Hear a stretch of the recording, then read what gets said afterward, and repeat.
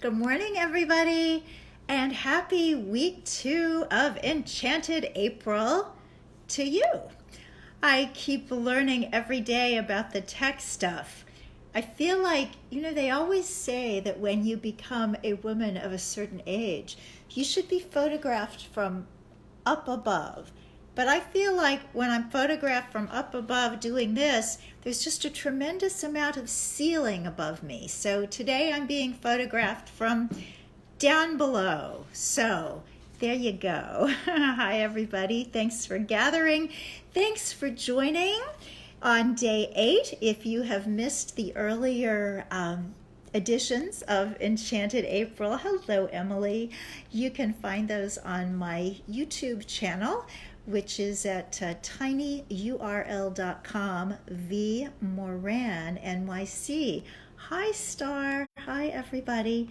So, the quotation for today is so relevant. When I wrote this 15 years ago, whoever would have known that this couple of sentences would be absolutely perfect for right now. This comes from Younger by the Day, and it says, circumstances shift more than the weather in Chicago. Peace comes in accepting that when you went to the recruiting office to apply for life on Earth, you signed up for one wild ride. And aren't we having one now? Oh my goodness. Again, as I'm trying to make light and bring uplift, I also know that there are a lot of people suffering in so many ways. There are people in grief, there are people in fear, there are people out there on the front lines that are overworked and making everything work for the rest of us. So while we are trying to do the uplift and the inspiration, we certainly acknowledge that this is a difficult time, and we are each in our own way getting through it together. This morning when I was out walking the dog, you guys are going to get so sick of hearing me talk about walking the dog, but it's the only thing I do other than clean and do laundry, so that's what I talk about. But there was an apartment building over on Madison, and there was a beautiful hand-drawn poster thanking the first responders, the doormen, the porters, the delivery people, the doctors, the nurses, all the healthcare workers. It was so beautiful and so perfect for right now. And it was written on a piece of cardboard. I love the idea of doing with what you've got. There's a lot of creativity that comes from that. There's a wonderful artist that you may want to look up.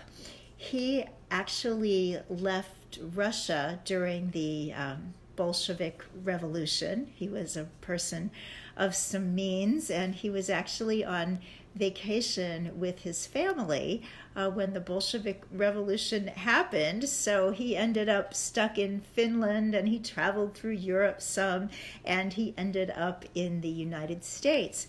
And his name was Roerich, R-O-E-R-I-C-H. And Mr. Roerich did these amazing paintings all throughout his career, but especially later in life when he and his wife, who had been on a great spiritual journey internally, decided to take a spiritual journey out into the world, and they ended up in the Himalayas. They were in probably what we would now call Bhutan, but they were so far away from everything that very often he didn't have canvas, and he painted some of his beautiful, beautiful paintings on cardboard. So you can look him up, Nicholas Roerich, and see his beautiful paintings online. He managed to find a certain kind of blue, a kind of blue paint that he used a lot in those Himalaya period works. And whenever I see it, I think, oh yeah, that must be what heaven looks like. It's pretty nice. So, circumstances shift, and comfort comes in accepting that life on earth is a wild ride. So the question I'd love to ask all of you today is, what are you accepting today, and how are you doing it? So one of the things that I am accepting is that today is floor washing day. And I really wish it weren't. Christopher Michaels, oh my goodness.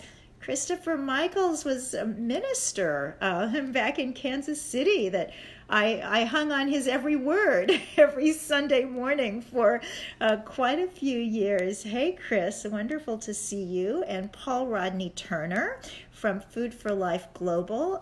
Paul Rodney Turner is the food yogi, and he is actually going to be my guest today on the live Main Street Vegan Show. The podcast will be up tomorrow. He's going to be talking about ways that we can feed the hungry now and after this particular challenge has passed, because that challenge has been one that seems to have been with humanity from the very beginning. We're also going to have on today's show Brenda Morris. She is a vegan certified financial planner, and she's going to help us deal with some of the financial fears and insecurities that are happening now. So in terms of acceptance, tell me in the comments what you are accepting today. So I've got the floor thing going on. And the way that I'm going to accept that, because it's my least favorite job, is with gratitude. The gratitude is I have 3 of those Swiffer mop things left. And I thought they were going to be gone forever. And then I managed to find one box on Target.com. So, I can be grateful. I can be grateful for the 3 I have left and for the box that's coming. And that puts some energy into the whole thing. And Lord knows I need energy for the floors. This whole apartment is either stone floors or wood floors, and it's a lot to clean. I mean, I know those of you in real houses are thinking like, yeah, a 2-bedroom apartment in New York City. But to me, it seems like a lot to clean. And then I'm also accepting that I have a lot of email. And I would rather not. I would really like to go into my little girl self and say, you know what? I don't have to do this. Delete, delete, delete, delete. But I'm not a little girl, and I do have to do it. And so the way that I'm going to do that is to just be grateful for being relevant. Because if nobody sent me email, if nobody cared about my work or what I do in the world, well, that would be a real problem. So floors and email, that's my acceptance today. Paul Rodney Turner is saying, I'm accepting that we are so dependent on the grace of God. Oh my gosh, it is so true. I think it was yesterday I was talking about, even when I feel like I'm doing it all, I'm being so careful. I've got the mask, I've got the glasses, I've got the gloves, I wash everything, I scrub everything. I've washed my hands 5 times before 8 a.m. And you know what? I'm still not in control. Because I did all that stuff this morning. I got up super early to take my dog out. I avoided everybody. And then I got into my apartment, closed my door, and somebody sneezed twice. Must have been a neighbor from across the hall who came out. And I just burst out laughing because I don't know if having somebody sneeze on the other side of a door is a COVID-19 problem. They keep coming up with different ways that this thing spreads, so I don't know. But I laughed, and then I sprayed my disinfectant spray. I think I've told you that I make it because I don't have any that's commercially made, and I can't find any. So I use hydrogen peroxide, water, and essential oils. There are 5 essential oils that the EPA has deemed actually potent killers of viruses. So you can find that information on my little ebook, which is Your Little Immuno Guide plus Soul Soothing Tips. So I take Melaleuca or lavender, one of those good oils, or a couple sometimes, and put them in a spray bottle and just trust that the hydrogen peroxide is definitely on the EPA list for being a valid disinfectant, and that's what I do.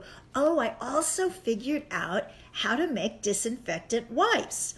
So my problem was not the disinfectant thing, because I know the hydrogen peroxide is a good thing, and I've also got a little 7th generation bleach, so what a wealth. But what I couldn't figure out was the cloth part. Hi, Lauren. Hi, Dana. So if I use a real rag, it seems very thick. And if I use a paper towel, it seems very thin. And also, those are hard to get right now, too. So what I figured out is you can get these wipes that are just meant as baby wipes or as makeup removing wipes. And you can put your antiseptic stuff, your disinfecting stuff, on those, and voila, you have disinfecting wipes before you can get them delivered on Amazon or wherever else. So that's a little bit of my domestic creativity for the day. That's another question I'll ask. The question is out there. Yeah, tea tree. That's Melaleuca and tea tree. I think those are the same. So the question is, what are you accepting today, and how are you doing that? It would be cool to see some answers to that coming up in the comments. In addition, I want to let you know a couple of things going on. First, yesterday, I made 2 errors like at once. You know, usually they're more spaced out. But first, I did this live at 11 a.m. Eastern instead of 11:30, so apologies to anybody that missed it because I was jumping the gun. Anne Louise Gittleman, oh my goodness, I think we've probably all read some wonderful books from Anne Louise. She's been writing about health and well-being for a very long time. What an honor to have you here. Thank you so much. So my second mistake yesterday was I talked about my compassionate eating class that's offered through Unity Spiritual Explorers, and I said, guess what? It's free for the month of April. Well, it is free for the month of April, but you have to have a code to get it free, so my apologies for that.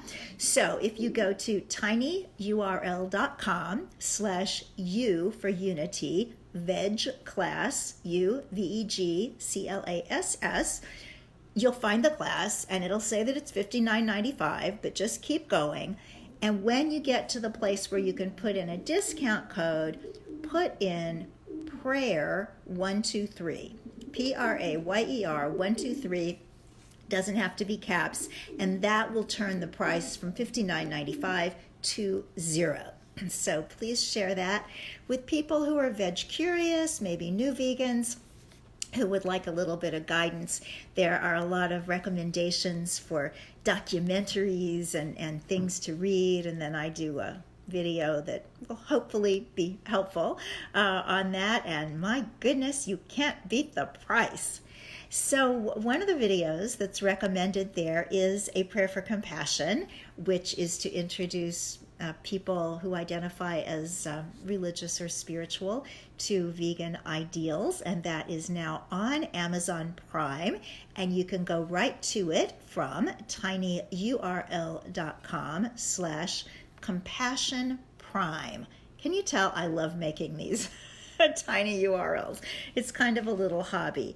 Oh, here is Madge from Sweden. Hi, Madge. I hope I'm pronouncing your name right. I have your books, Creating a Charmed Life and Lit from Within, in Swedish. Ah, that's so cool. I was very lucky with those books. They got a lot of translations into other languages, and it's really cool to see. One of the places that those books did really well was Iceland. And I know that Iceland is a place that kind of draws people. You know, it's sort of like people who become fascinated by bees or something. You're thinking, well, why that?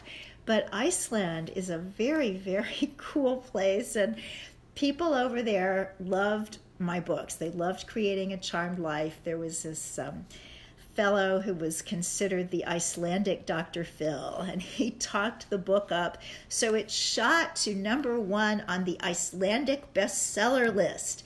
and I was invited to come to Iceland to speak, and I actually had paparazzi. You know how we're supposed to get 15 minutes of fame, we're just not told where? Well, mine was in Iceland, and to this day, this was 20 years ago, 19 years ago, but even now if I get discouraged, my daughter will remind me, you could always go to Iceland. So you know what? There's always a plan B. Laura says she is accepting that a beautiful result of all this may be time that parents get to spend with their children. Ah, amen to that. We did a workshop, a webinar yesterday afternoon. Karen Ramsey and I and a couple of other longtime homeschooling veteran moms showed up, and moms with kids in school now and at home right at this moment. And I will have a recording of that I'll be able to share with you guys tomorrow. But yeah, it's such a beautiful, beautiful thing. And as Karen and I were sharing yesterday, and the other homeschooling parents, we were just waxing poetic about how we wouldn't trade that experience for anything. And certainly homeschooling as a way of life is not for everybody. And yet everybody has that opportunity right now to create magic with their children, which is very, very cool.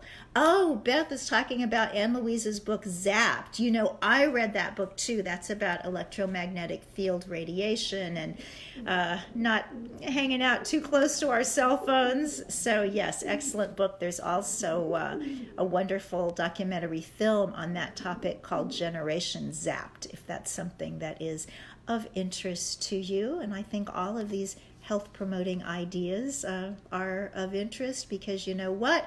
If we don't have our health, we don't have much. But you know what? We've got a lot. We can accept what's not so hot and absolutely delight in everything else. So I delight in all of you. Thank you very much for being here. If you want to share this with anybody, or somebody is maybe starting new and they want to watch the first 7, the link to get to my YouTube channel is tinyurl/vmorannyc. So thank you all for stopping in over there. Have a wonderful, wonderful day, and I hope that floor cleaning is not in your day, but if it is, we can just accept it together. All the best.